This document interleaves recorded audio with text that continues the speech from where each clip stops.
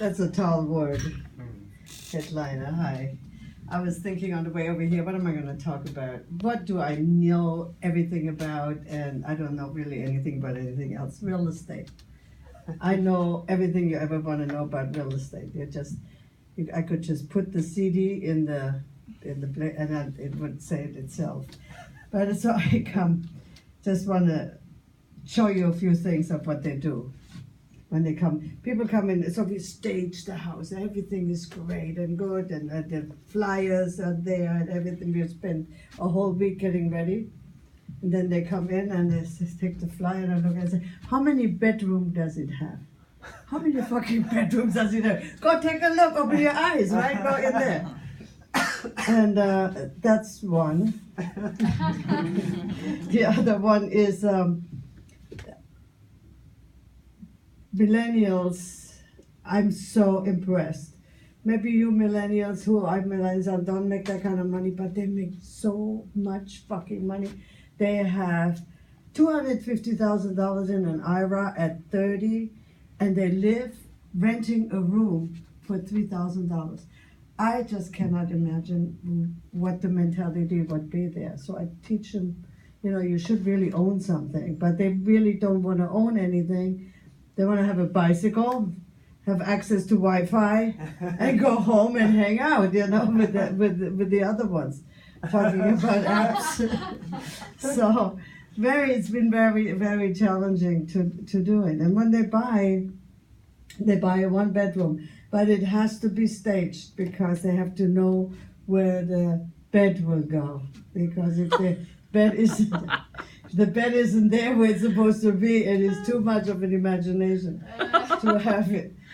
But I love them though, because coachable, so coachable as opposed to other people. Because when they come through Zillow, I mean, they just come like we know each other. It's like, Heidi, show me, tell me, teach me. Love it.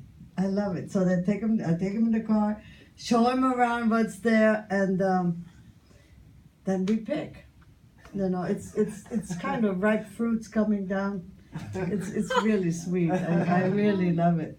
As opposed to the hot asses, there is some groups that are so tough. Right now everybody overbids. Since 2001, people overbid. But if you come from anywhere else but the Bay Area, you really don't fucking understand that. It's like, this is it and I should pay over. This is a real education for people, It's like, why should I pay over? And then we lose it a couple of times. We make offers and we lose it a couple of times, and then they overbid. And they really overbid because they get it. So and then on the seller side, I just had I have this listing in Oakland, and I sold it to her for $730, and then somebody came in at 1.1 3 years later, and she said, I really don't want to sell, I want 1.2. Fucking 1.2, you want to make, you're making 300,000? Well, so we got in one at 1.1, and she accepted it, and the guy then brought his parents, and the parents said, why the hell would you buy something with 105 stairs to go up? So today he walked. So it's, I have been, when I heard yesterday that he brought his parents, I knew the deal was dead, because it's like this, 105 stairs. Before she bought it, I sat in the car with her for 2 hours trying to talk her out of it. Me as a realtor talking her out of it, that itself is, but they buy, I don't sell, So here I am, having to break it to her that your $300,000 profit is gone. And so that becomes my work again. Another open house, another thing like that. And at the end, if you don't sell it, and I usually sell them, it was the flyer. The flyer wasn't right. The picture weren't right. Not like it's too much or too high, like that. So how many of you are homeowners? very smart. I mean, you just, and if you, the ones that are not, go and save to be homeowners, because that is about the only thing in the United States, especially under Trump, if it comes that way, is gonna make any money. You cannot make the kind of money that you can make being a homeowner, you know, and what's the cute thing about it is people think they can call the tops or the bottoms, and once the top is there, when the people go, no, I'm not gonna buy, I'm gonna sell, it's over. It's over. You blew it.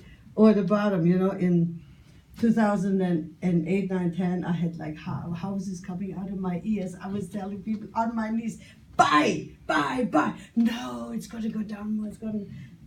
No, it didn't, and it's never gonna go down like that again. You know, so it took me 3 rounds of it. I've been doing it 28 years. It took me 3 rounds of learning it.